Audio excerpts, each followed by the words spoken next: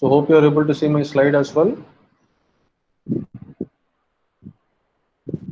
Yes, sir. Okay, so yeah, in the previous class, we talked about the projection operation and the selection operation, if you can remember. So essentially, we talked about relational algebra, where we talked about project operator to select your rows and your select operator to select your tuples or rows, and you make use of the project operator to project or retrieve your columns. And we have also seen that we can combine project and select operators together, right? So that is also possible. So let us continue our discussion, and today let us talk about the other operators, beginning with the union operator. So union operator is an operator wherein you can have all the tuples that are in table A or in table B. So either available in one table or the other table, right? So in that case, you make use of the union operator. So when you say all the tuples, that essentially means all the rows from a particular table, either A or B. So that is your union operation.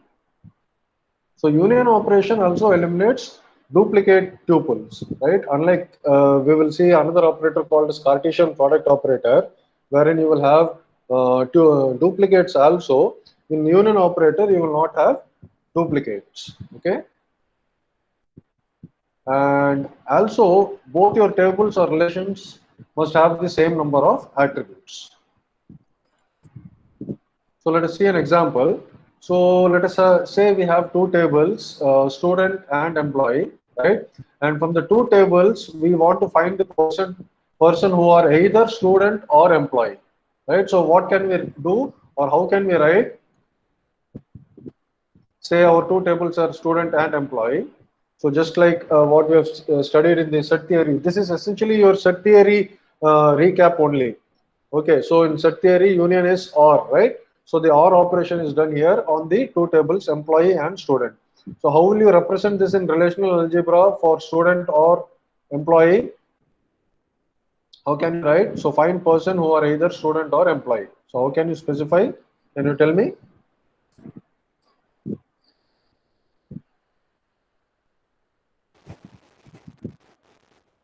Sir, from first employee table, we need to. Yeah, no. How do you represent this? How can you represent this particular query? Find person who are either student or employee. So you make use Okay. of this representation, you. So you can say student, you, employee, right? So you Okay. can represent this as student, union, employee. So when you say student, union, employee, you are getting a particular relation or a table that is either in A or in B.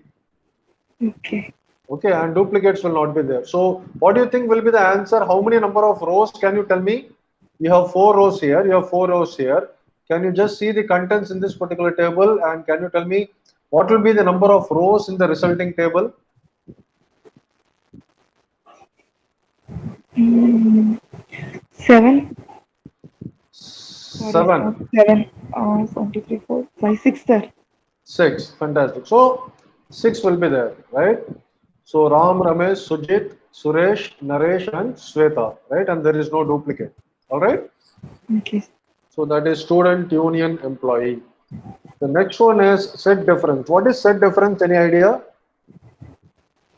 Difference means X minus B. That means what?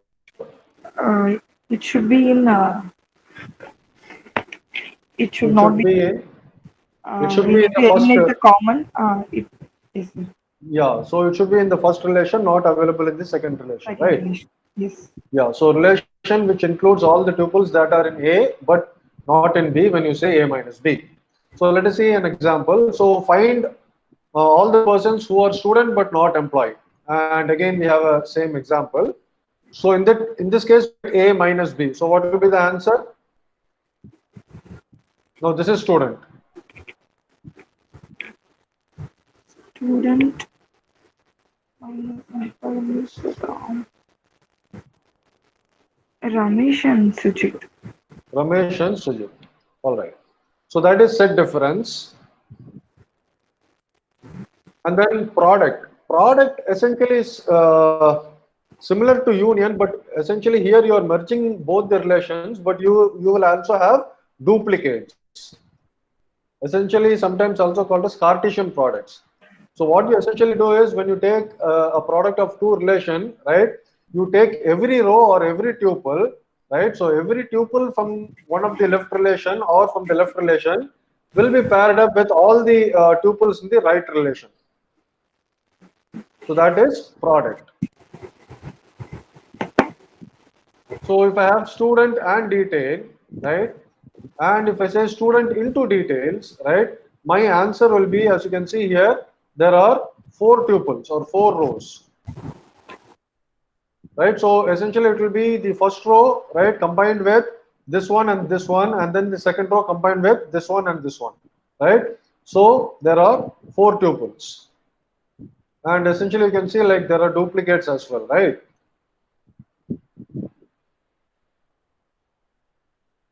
Yes, sir. Yeah, so here like there are duplicates in this product also. So this sometimes will not make sense, right? Because if you write a particular query to retrieve a first name called as say Albert, or first name and last name is Albert Singh, right? And you ask for his roll number, right? Now then there will be a confusion because there are two entries with roll number 5 and 9 for the name Albert Singh, right? Yes, sir. So that is a problem with product. So continuing further, the next operator is rename. Rename is to rename essentially the attributes of a relation, right? So if you want to rename any particular column name, you make use of this particular operator to rename. And the syntax is rename A slash B. So B is essentially renamed with the name A.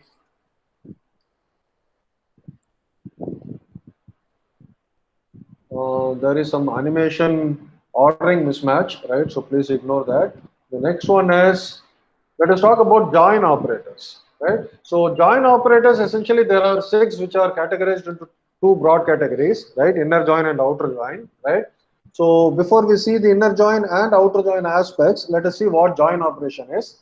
So join operation is nothing but Cartesian product followed by a selection criterion. So essentially you do a product, right? And then specify a selection criterion as well so that you don't have any kind of disadvantage with respect to the duplicates that we have seen in the previous slide when you just apply a Cartesian product. All right. So let us see an example. Uh, okay. So join operator is specified using this kind of symbol. So this is your join operator symbol. We have inner join and outer join. First, let us start with the inner join. Inner join is nothing but you get only the tuples that match the satisfying criteria, right? All others are excluded. So that is inner join. Understanding the definition, we'll see an example very quick, but hope you understand the definition. Yes, sir. Yes, sir. All right. So next is conditional join, right, which is a kind of inner join, right? So when you specify conditional join, you specify the condition. So that is the meaning, right? So you make use of the join operator and specify the condition. Hence the name conditional join, and it is a inner join. Okay. So you just include or just make use of the rows that meet the condition. So in this particular case, say we have a student called as table called as student, right? And another table called as employee. And our query is select all the students whose roll number is greater than employee number of employees, right? So this is represented using this particular notation, right? Student, employee, and then you have a conditional join operator, right? So you specify the conditional join operator something like this, right?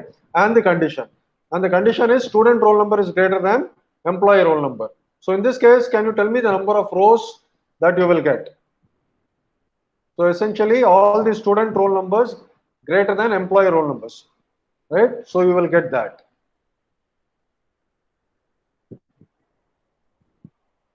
So what do you think will be the output for this? Or how many rows?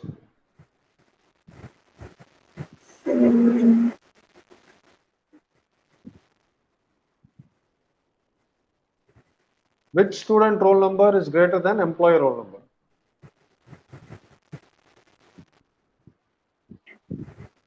Sir, we need to compare with all the employee number, right? Correct.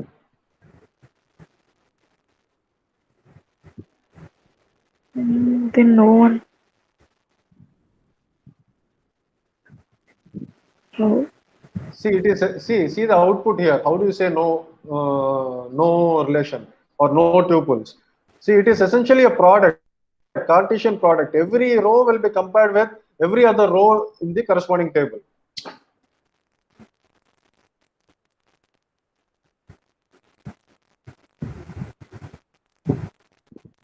But 2, 3, 4s are lesser than 4, 5, 6, right? Correct. But see the output here. See, every this will be taken with this will be taken with this, and this, right? Now, when you say 2, 3, 4, right? 2 is taken with 1 as well, right? But 2 is greater than 1, right? So every condition for this will be true. Okay. Student roll number 2 is greater than employee roll number 1, right? So this condition satisfies for all the matching product rows. 2 is greater than 1, 3 is greater than 1, right? 4 is greater than 1.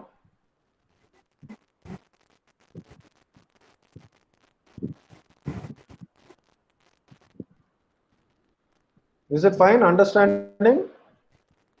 Yes, sir, little bit. If you have any confusions, let me know. It is essentially a Cartesian product. So as I've already said in the previous slide, see, this will be mapped or paired with all these four, right? This with this, and this. So 1, 2, 3, Same 4. exactly will happen in that one also, right, sir? Product. Correct. Then what is the difference? Say for example, so let us trace this. So when you say this first row with all the four rows, right? The condition is not satisfied, so it is excluded. The second one, when you take the second one with 1, 2, 3, 4, right? So the second one, when you take only the first one is satisfied, so this gets printed. The remaining 3 is excluded. Similarly, the third one. Similarly, the third one. In this particular case, right? Again, 3, 1. When this gets mapped and when you get a row, right? That is selected because that condition is met. And the remaining rows are excluded because the condition is not met. Similarly, 4, 1, right? So this is included because the condition is met, and all of the remaining rows are excluded. Okay, sir. Okay.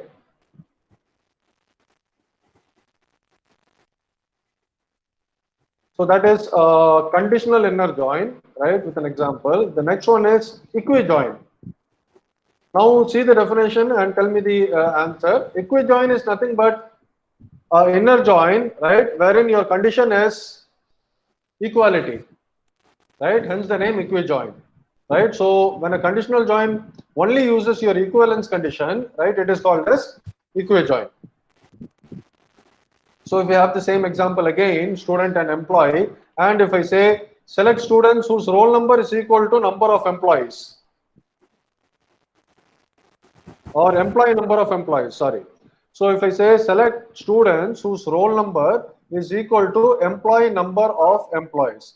Now, before you guess with the answer, let me tell you one thing. When you make join, right, and when you have this relationship, when roll number is equal to employee number, right, in the resultant table, right, you will get only one column out of these two columns, and essentially the first one, you will get only the roll number. You will not get employee number.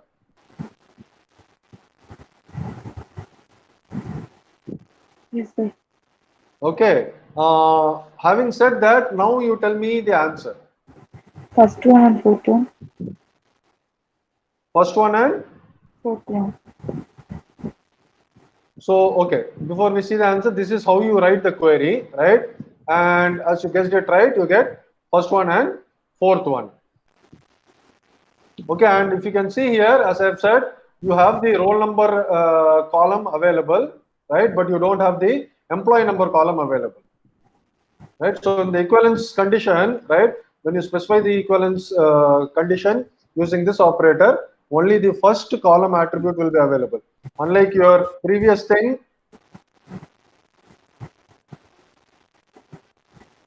wherein you can see both the roll number and the employee number in a conditional join. Okay.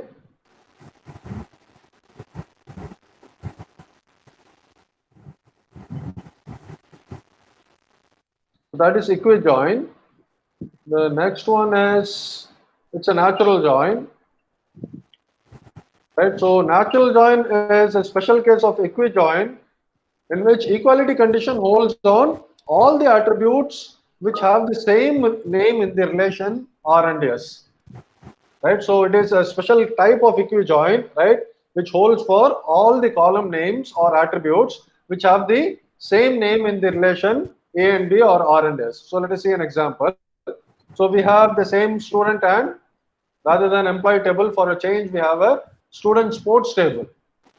Okay, so here in student table I have roll number, name, address, phone and age. Student sports I have got roll number and sports. Now if I say natural join of student and student sports with respect to this definition, kindly tell me the answer. It will add that sports. Pardon? It will add that sports column in the first table Sports column. So why do you say so, sports column? because roll number is already exists. So if you Okay, match with that roll number, okay. then it will add. So the equality condition holds on all the attributes. So what are the attributes here, first of all, which is matching? A roll number. Roll number, right? So when you say student whose roll number is equal to roll number of student sports, you write it this way and you get the result as 1224. You don't get 3.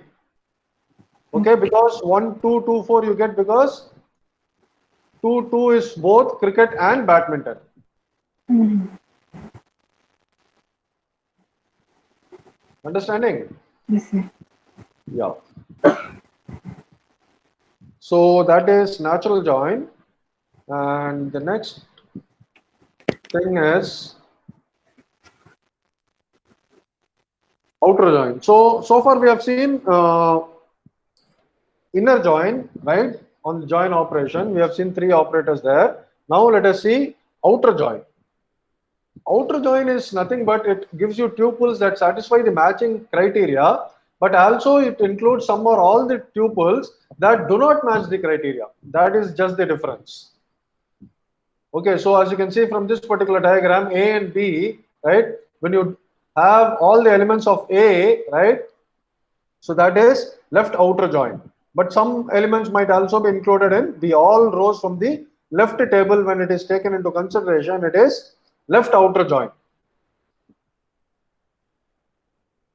Okay, so let us see an example. So before we see an example, it is represented using this particular notation, right?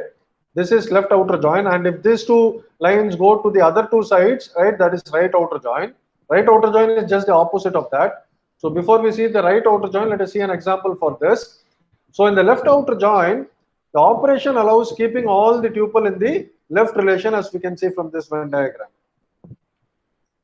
So as an example, say we have A and B with 2 columns, num square, num cube in B, num square in A. So what will be the answer for left outer join? Can you make a guess? It should be a simple guess.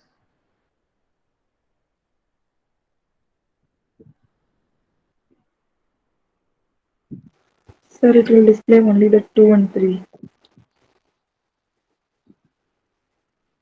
Okay, now why do you think so? Why do you think like 4 will not be displayed?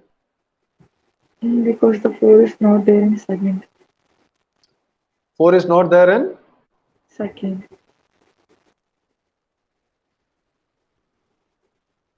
Okay, see, left outer join, don't get confused with difference operator. Okay. So even if it is not there, right, it is going to be available. Okay. Okay, so when you say if it is not there, okay, you have a point. Now, if you say if it is not available, right, it is not available, but it will be included with this particular column cube. But then what will be the value for cube for 4, right? Yeah. So what it will do is it will do a or give a null value. Okay. Yeah. So that is left outer join. So when you do a left outer join, as you can see here, right, 2, 4, 8, 3, 9, 18, 4, 16 is also included, but for cube, you will get a null value. Okay, sir. Got it. Okay. And similarly, just like left outer join, you have got right outer join also. It is just the opposite, right? It allows or it is operation that allows keeping all the tuple or rows in the right relation, right? So this is your Venn diagram. And if you take an example, and if you have again the same example A and B, and if you do a right outer join, what is the Two, answer? three, 5 2, 3, 5. with null square value for 5. Null square value for 5. All right. So that is right outer join. So we have one more, which is full outer join. Full outer join is, you can think of full Display outer both. join, yeah, LH left outer join and right outer join. Right out of join. Display both, correct. So include all the tuples from both the relation, irrespective of the matching condition. Let's have an example. So what do you say here? It will display 2, 3, 4, and 5 with a null square cube Yeah, value for 4 with a null square value for 5. correct. So you have got the appropriate null values in the appropriate places as well. All right. Okay. Okay, so that is a very high level overview with some small examples for relational algebra and its operators. And next, let us talk about relational calculus. So before we talk about relational calculus, I think we have intersection also. Okay, let us complete that as well. So what do you think is intersection? So this is related with our set theory. We have seen union. So what is intersection? Common terms. Common terms, right? So as you can see here from this particular Venn diagram, you include the common terms. So defines a relation consisting of a set of rows that are both in A and B, right? So I have table A, table B, column 1, column 2 with these particular values, right? What will be A intersection B? 1, 1, right? In this case. Yes, sir. All right. Okay, how do you represent find a person who is a student as well as an employee? Assuming that we have two tables, student and employee, I'm not drawing here. Same like union with the intersection symbol. Yeah, student intersection employee, right? Yes, sir. Student intersection employee. All right, so we have one more before we see relational calculus, right? This is very hardly used even in queries and all, but we have a operator available which is called as division operator. Now you make use of division operator whenever these three conditions are satisfied. Say, let us see an example. Say we have two tables, student sports and all sports, right? And if you want to find a division operator, student sports divided by all sports, right? These three conditions must be satisfied. The first one is attributes of B must be a proper subset of A. In this particular case, this is attributes of B, this is attributes of A. So we have sports here, we have roll number and sports here. So this is met. So all sport is a subset of student sports because it's a proper subset. Do you agree? The Yes, sir. second one is the relation written by division operator will have the attributes equal to all attributes of A minus all attributes of B. So what is the answer for the second point? What is the resultant attribute, which is essentially A minus B? Assuming this is A and this is B. What is the attribute name? Sorry. No, coming to the second condition, right? It says that the relation returned by division operator will have all the attributes which are in A but not in B. So all the attributes of A minus all the attributes of B. Then, Roll number, right? yes, sir. Yeah, there is roll number here, sports here, there is sports here, right? So A minus B is roll number. Okay. So you have roll number, which is your second condition. Third condition is the relation returned by division operator will return those tuples from relation A which are associated to every B's tuple.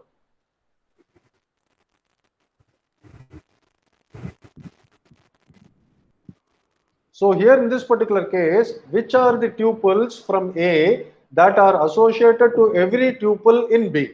That is the point. Sports, No, which are the tuples? badminton, cricket. Badminton, cricket is available in B or in sports. And which tuple in student sport, right, is associated with both badminton and cricket? 2. 2. So hence this is your answer when you say student sports divided by all sports. All right. Okay, got it, sir. Yeah. So that is division operator, and I guess that is all with respect to relational algebra operators. Next, let us see relational calculus. Now, relational calculus, Aishwarya, is unlike relational algebra, is a non-procedural way, right? Relational algebra is a procedural manner. You specify like how things are to be done. First, this is first you do this, next you do that, right? That is how relational algebra works. Whereas relational calculus is non-procedural or sometimes also called as declarative, right? So unlike your relational algebra, where you focus on the how aspect of things, in relational calculus you focus on the what aspect of the things, what is to be done. You just focus on what is to be done and not on the how things are to be done. All right. And relational calculus, like broadly, it is classified into two parts, right? It is tuple relational calculus, or sometimes called as TRC and DRC, or domain relational calculus. So in a tuple relational calculus, right, what you do is it is used for selecting tuples that satisfy the given condition. And the representation is something like this, right? See, when you make your query languages make use of either relational algebra or relational calculus or both behind the scenes to implement how things work behind or how things work actually. All right. So relational calculus is more of like close to your natural language kind of, whereas relational algebra mimics with your programming language kind of thing. So here, as you can see from this particular notation, this is how you represent a calculus, right? So here, this actually means that you give me all the rows, right, that satisfy this particular condition. So here T is essentially your tuple. So you say that on a particular table, give me all the tuples or rows that satisfy a particular predicate or a condition for those selected tuples that you are interested to retrieve. So this is the format for TRC, right? And the format for DRC is rather than showing interest on the tuples or rows, you show interest on the domain attributes or the columns. All right. So records are filtered based on the domain of attributes. And the notation is similar to this, but you write it in this particular manner, right? All your attributes such that your predicate or your condition is satisfied for all those column names. Understanding the definition of TRC and DRC, Aishwarya? Yes, sir. Okay, now let us see an example. We have a table called a student with 3 columns: first name, last name, and age. And if you make use of a TRC, right? Say we have a query that says display the last name of those students whose age is greater than 30. So how can we do it using this particular kind of notation, right? The notation is, you can put it something like this. Give me all the rows, right, having last name, right, such that this condition is satisfied. The condition is you are working on the student table and the tuple's age that you are interested in, that is last name, right, should have age greater than 30. So you specify the condition here. So what will be the answer here? C. Sing 31, right? Yes, sir. Yeah. So this is how you specify a TRC. Okay, now tell me, fetch names of students from table student with age greater than 17.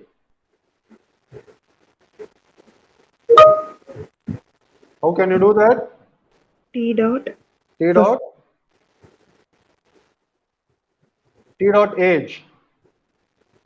T dot first name, no? You are getting first names, fetch first names of students. Okay, so T dot first name and then this pipe symbol. Dot symbol, then student bracket Okay, T and T okay, dot age greater than then 17. 17. Okay. So this could be any character, uppercase, lowercase, or any character. It's okay. So T dot first name, student T, and T dot age greater than 17, and your answer will be what? All the students? All the students.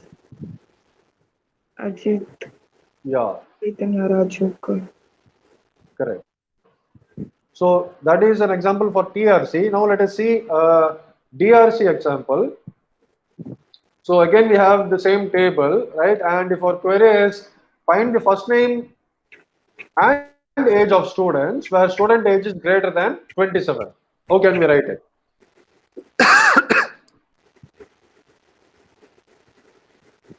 Using DRC. DRC notation is based on your column names. So what you can do here is, see, you can make use of quantifiers also, right? So what you are saying is, give me the first name and the age, right? Such that your particular condition is there exists a student, right? So whose age is more than 27. Okay. Okay, so there exists for all those quantifiers can also be used apart from these symbols. Okay, sir. So in this case, you get first name with age greater than 27. So this is an example for DRC. Understanding? Yes, sir. All right. Okay, so that was all with respect to domain relational calculus, tuple relational calculus, and then the remaining operators on the relational algebra. So before we wind up this particular session, let us see a high level difference between relational algebra and relational calculus. So as we can see in this particular table, right, relational algebra is procedural, relational calculus is non-procedural or sometimes called as declarative. So you focus on the how aspect here, what aspect is focused here. So relational algebra states, as I have said, you focus on the how, what, so that is put as a separate point here, point number 2. Point number 3 is, it is related to point number 1 and 2. Point number 3 is because it is on the how aspect, you are or you are very much concerned with respect to the order of the operations, how it is going to be performed. Whereas in a relational calculus, right, the order of operations is not or it does not matter at all, right? So relational calculus does not specify the order of operations. So you just focus on the what aspect. And also, since we have got DRC, right, in relational calculus, with respect to the domain, relational calculus can be sometimes domain dependent, whereas relational algebra is not dependent on any domain. And as I've already said in the previous discussion, in the previous slides, your relational algebra is closer to any programming language kind of thing, and calculus is closer to the natural language. Okay. So let us stop here and continue our discussion with respect to other aspects in Unit 1. Typically, we will talk more on parallel database and distributed database starting from the next session. Any doubts on this so far? No, sir. Okay, Aishwarya. So I will stop recording and catch up in the next class.